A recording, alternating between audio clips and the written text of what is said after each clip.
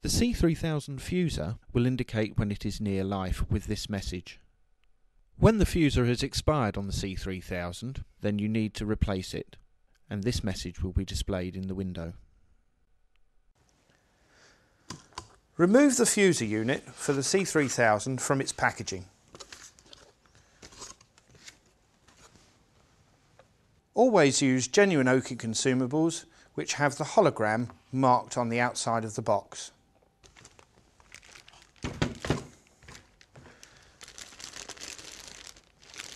Tear open the poly bag, depress the blue lever and slide the orange clip free. Open the cover, rotate the two blue levers to the vertical position and lift the old fuser free. Take the new fuser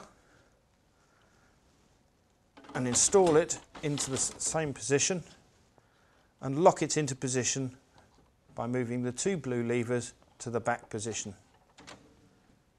Close the lid. Job done.